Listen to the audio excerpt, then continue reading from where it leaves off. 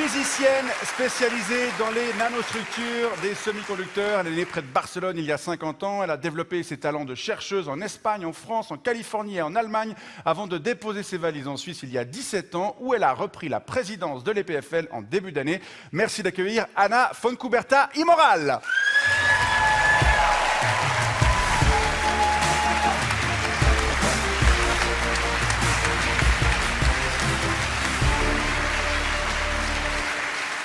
Bonsoir et merci d'avoir accepté notre invitation. Comment ça va? Très bien, merci pour l'invitation. Eh ben, pareil. Ça va bientôt faire une année que vous êtes à la tête de l'EPFL, un paquebot qui réunit quelques 6500 collaborateurs, dont 350 professeurs, ainsi que quelques 14 000 étudiants. Jusqu'ici, 15 novembre, tout va bien? Tout va bien. Ok. Qu'est-ce qui pourrait aller mieux? Ce qui pourrait aller mieux, c'est les finances, mais Oui. on s'en occupe. Ok, on va en parler. Comment on est préparé, ou comment on se prépare à tenir la barre d'une structure pareille? C'est une bonne question, il n'y a pas de recette. Et donc, on fait appel à des collègues, à l'expérience, aux expériences passées, mais aussi on part beaucoup avec des collègues qui ont fait des fonctions similaires et on apprend, on s'informe. Ça a été votre recette durant combien de mois vous avez, enfin, entre le moment où la décision a été prise et la prise de fonction, il s'est passé combien de temps? 9 mois. 9 mois. Donc ça a été de la préparation intensive. Intensif. On a appris cette semaine le retour de la Confédération dans le programme de recherche Horizon Europe. J'imagine que c'est une bonne nouvelle pour vous, mais pour les personnes qui n'y connaissent rien aux enjeux de l'univers académique, est-ce que vous pouvez leur expliquer ce que ça change? Ça change beaucoup de choses parce que la science évolue avec des chercheurs qui sont dans tous les pays ensemble. Et si on est coupé de ces chercheurs, en fait, on n'est pas au courant de ce qu'ils ont développé, des nouvelles découvertes. On ne peut pas partager les notes non plus et donc on réinvente la roue. Ouais, sans savoir ce que les autres ont déjà fait Exact. ou les erreurs qu'ils ont commises. Et ça a été en pause, en stand-by pendant quelques temps? Pendant quelques temps, on pouvait participer dans certains, mais il y avait des sujets qui étaient critiques et stratégiques qu'on ne pouvait pas participer, comme par exemple l'espace, Euratom, aussi les sciences quantiques. Et donc là, on a perdu un peu le contact dans ces sciences, mais on y retourne en force. Et maintenant, c'est terminé grâce notamment à Guy Parmelin qui n'arrête pas ces jours de régler des problèmes. C'est grâce à lui notamment que ça a été décidé. On va continuer à parler de ce fleuron mondial de l'enseignement et de la recherche et aussi de votre vision de son avenir. Mais d'abord, on découvre votre portrait. Il est signé Aurel Cuta. 1, 2, 1, 2. Bienvenue dans le cours en ligne de l'EPFL. Sinon, je vous montre comme ça. Voilà. Ana Fontcuberta y Moral, first female à diriger l'école polytechnique fédérale de Lausanne. Elle a succédé à celui-ci, Martin Vetterli, au début de l'année, avec l'espoir de dépasser enfin les 30% d'étudiantes dans ce repère d'ingénieurs. Dans certains milieux, il y a encore la croyance que les maths, c'est pas pour les filles. Et ça se peut parce qu'Ana Fontcuberta, sa spécialité, c'est la physique des matériaux. Et elle a peut-être la formule pour perforer le plafond de verre sans l'exploser. Ça fait un petit moment qu'elle a eu le béguin pour la Suisse et la ville de Renan. Et 5 ans déjà qu'elle a été nommée professeure à l'EPFL. Pourtant, tout avait commencé en Catalogne, où elle est née. Leadership is indeed a journey. Et parce que le leadership est un voyage, elle étudie en France, et puis en Californie, et puis à Munich, et puis à Renan. Regardez bien, dans ces matériaux conducteurs, il y a plein d'électrons libres. Ses travaux n'ont rien de vraiment sorcier. Elle étudie les structures les plus minuscules possibles, si possible 1000 fois plus fines qu'un cheveu humain, avec des propriétés électriques et optiques hors du commun. Après, on caractérise les propriétés par microscopie électronique et luminescence. Son destin scientifique, mettre sa pierre à l'édifice de l'informatique quantique, c'est-à-dire les ordis qui vont très vite, aussi vite qu'elle quand elle fait son footing matinal. Ana Fontcuberta a reçu plein de prix pour ses travaux, dont le fameux prix Emmy Noether. Mais elle a surtout obtenu le Graal pour un ou une prof, le prix des étudiants de sa faculté pour la qualité de son enseignement. Donc c'est la préférée des étudiants et des étudiantes. Et c'est aussi la préférée du Conseil fédéral, puisque ce sont ces 7-là qui ont validé sa nomination. Ana Fontcuberta y Moral, vous avez mis votre âme pour permettre aux ordinateurs de calculer plus vite. Mais est-ce bien raisonnable de mettre ça dans les mains d'une humanité qui fait ceci avec l'IA?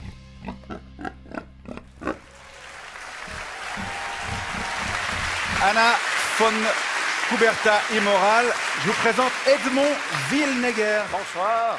ancien professeur de physique à l'EPFL, aujourd'hui retraité. Oui, j'ai pris ma retraite sous la présidence de Jean-Claude Badoux, qui était en poste juste avant Ebucher. Je ne sais pas si vous avez connu. Je le connais, je le côtoie souvent. Oui. Les choses ont dû bien changer depuis. Alors ça, si on m'avait dit à l'époque que ce serait une femme qui serait choisie présidente, c'est vrai, vous savez, à l'époque...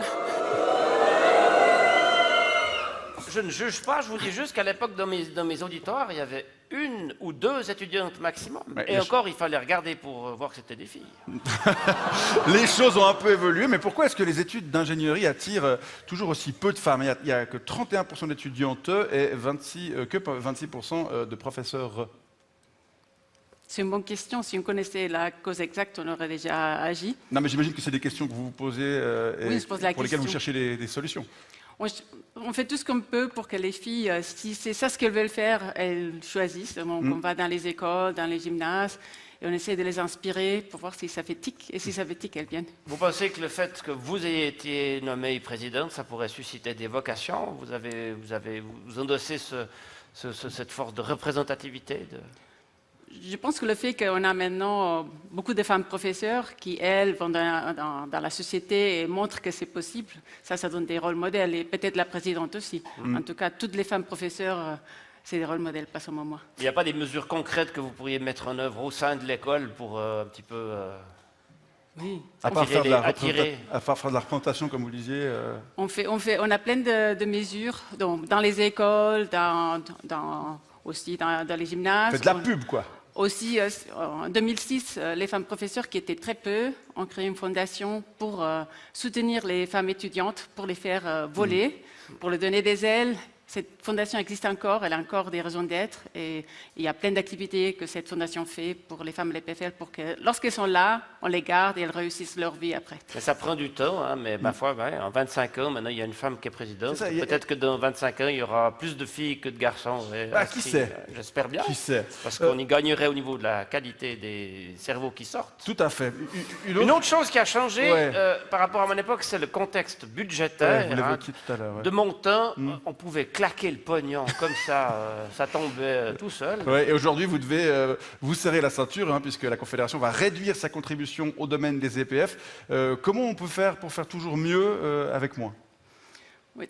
Déjà, je ne sais pas si on claquait le pognon à l'époque. Je pense que nos souvenirs du passé sont toujours très beaux. Oui, c'est vrai. Peut-être que c'était le cas, peut-être pas.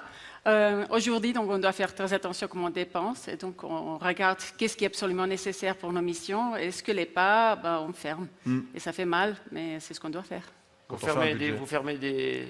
On a fermé des centres, on a fermé des unités parce qu'on ne pouvait pas se le permettre et parce qu'on n'a pas le choix. Et en allant, par exemple, taper du fric chez les privés, comme avait fait Bicher avec Rolex, ou bien en sponsorisant des chairs, ça c'est aussi des moyens de faire rentrer un peu de thunes. On a un programme de philanthropie qui est très bien, qu'on est en train de pomper encore plus. Pomper? On dit ça? Non. Oui. On a Si, active l'image des pompes à fric, c'est vrai. est parlante. Puis vous avez aussi triplé les taxes d'étudiants pour les étudiants étrangers. Hein, c'est quoi maintenant? 4380 balles par année. Contre 1460 pour les Suisses. Ça, c'est aussi une manière de faire rentrer pomper. du fric. En fait, ça c'est une décision du Parlement. Ça représente une infime partie de notre budget. Donc c'est pas avec ça qu'on va compenser les coupures. Surtout que ça fait baisser le nombre d'étudiants étrangers qui viennent, puisqu'ils étaient 56% en bachelor avant la mesure, maintenant ils sont plus que 40%. Donc si on leur prend plus mais qu'ils sont moins, finalement, ça fait un peu... C'est de la physique, ça. C'est des mathématiques. Ouais. Mais professeur, je dois vous corriger, c'est pas comme ça. Ah bon? Allez-y, expliquez-nous. On n'a plus les auditoires pour accueillir tous les étudiants parce que, dû à la quantité de jeunes que nous avons dans notre pays, mais aussi dans notre pays voisin, le nombre d'étudiants qui viennent à l'EPFL augmente. Alors il fallait freiner. Donc on a freiné à 3000, qui est à peu près le nombre d'étudiants qu'on avait l'année dernière. Mais comme le nombre de jeunes de 18 ans en Suisse augmente, donc le nombre de Suisses a augmenté à 54%. Et donc on a diminué ceux qui ne viennent pas de la Suisse donc parce qu'on a limité le nombre d'étudiants à 3000. Donc ce n'est pas une barrière financière qui retient les étrangers, c'est une décision d'équilibre entre les Suisses et les ressortissants étrangers. Je pense que c'est cher de venir étudier en Suisse. Les taxes, c'est un élément. Mais après, vivre en Suisse, il y a tout le reste. Et donc, Pour un Français, faf. Ouais. Un poste qui utilise beaucoup de ressources, c'est l'intelligence artificielle aujourd'hui. Hein, Ouais. ça, il n'y avait Ça, pas... on n'en parlait pas beaucoup à mon époque. Où en est les PFL en la matière, rapidement l'intelligence artificielle, c'est une révolution. Ça révolutionne comment on étudie, comment on fait la recherche et l'impact qu'on a sur la société. Donc, on est en train de voir quel est aussi ce qu'on doit enseigner aux ingénieurs pour devenir des ingénieurs et qu'ils aient tous les outils pour le futur. Et pas faire de bêtises dessus, comme on voyait, pas se mettre forcément une tête de cochon tout de suite sur les vidéos. Exact, donc avoir l'esprit critique. Oui, alors avoir- justement, parce que vous investissez beaucoup dans les infrastructures avec Apertus, par exemple, hein, ça coûte beaucoup d'argent. Est-ce que vous investissez aussi dans les ressources humaines pour entraîner les intelligences artificielles et les rendre un peu plus fiables? Parce que finalement, d'avoir une machine très chère, mais qui n'est pas alimentée par de l'intelligence humaine, ouais. eh ben, C'est dangereux. un peu, non? Là, on se retrouve complètement. Donc, pour nous, l'intelligence humaine, elle est très importante. Et donc, on a créé d'ailleurs une vice-présidente pour le développement humain pour gicler le R des ressources humaines, parce que les personnes, c'est des personnes, elles arrivent, il faut les former, il faut qu'elles évoluent dans la structure. Donc ça, on s'en occupe. Et aussi l'enseignement, donc la partie éthique. Mais pas l'éthique apprises par cœur, les Non, bien règles. sûr, Comme là, ça, les- c'est apprendre à au raisonner. quotidien. Avoir les dilemmas, qu'est-ce qu'il y a des dilemmes quand il y a ça. Donc, apprendre à raisonner éthiquement, ça devient de plus en plus Les important. PFL a un Anna, rôle à jouer là-dedans, dans la formation des jeunes par rapport à... et des gens en général, parce que je pense que plein de gens ici Font des utilisent conneries sur ChatGPT. Ils ChatGPT à fond, puis Ah ils Oui savent ou pas- non Ouais, Et voilà. personne ne sait comment ça marche. C'est aussi le rôle de l'EPFL de donner cette littératie, en quelque sorte. Même les experts disent qu'ils ne savent pas comment ça marche. Anna von Kuberta C'est rassurant. Immoral, on vous propose maintenant de répondre à quelques questions de téléspectatrices et de téléspectateurs. Ils les ont laissées pour vous sur notre répondeur.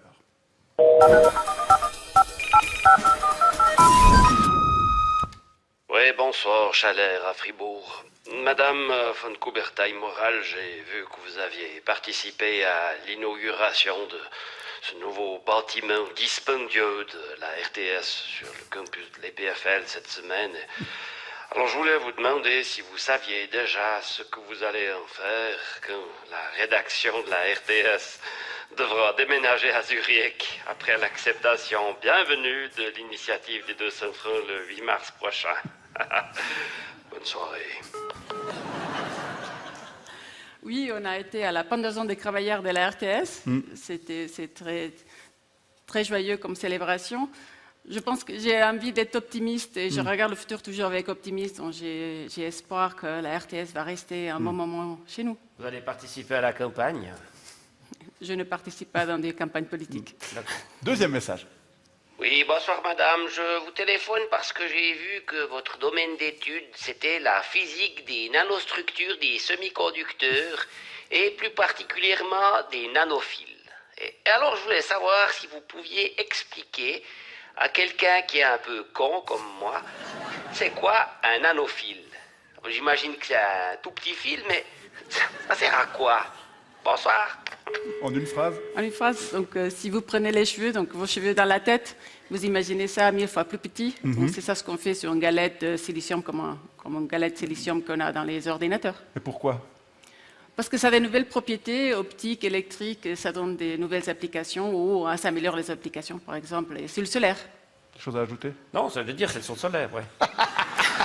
Dernier message. Bonsoir, Dr. Peter Johnson, University of Columbia.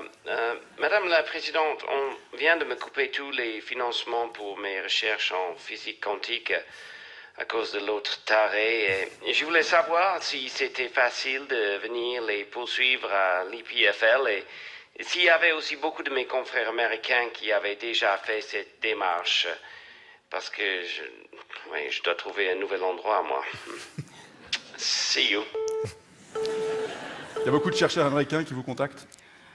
On a quelques contacts, on a par année des 5 à 10 postes ouverts, mais normalement. Mais là, qui vous appellent au secours un petit peu. Au secours, oui, quelques-uns. Ils ne m'appellent pas moi, ils appellent les collègues, mais après, on les envoie vers les postes concours. Et dans les postes concours, on a le double des gens qui viennent des États-Unis qui viennent. Le double. Le double. Ah ouais. Qui demandent de venir, mais après, il y a les postes concours qu'il y a, il n'y en a pas. Vous pensez qu'on a changé de paradigme ou ben c'est juste une parenthèse de folie? Enchanté. Non. Je pense que cette transition est pour de bon, qu'on ne va pas revenir au status quo d'avant. Où l'action va être, si c'est chez nous ou ailleurs, je ne sais pas. Mais en tout cas, je pense qu'aux États-Unis, cette transition, elle va durer. C'est la fin de cette séquence répondeur. Merci beaucoup. Anna Fontcuberta et Moral, on arrive au terme de cette émission. On vous remercie d'y avoir participé. On vous souhaite une excellente suite de mandat à la tête de l'EPFL. Monsieur Willenegger, bonne retraite à vous. Merci beaucoup. Merci à tout le monde. Voilà, 52 minutes, c'est terminé. Merci de nous avoir suivis. On se retrouve le 29 novembre pour la dernière émission de l'année. Et d'ici là, gros bec!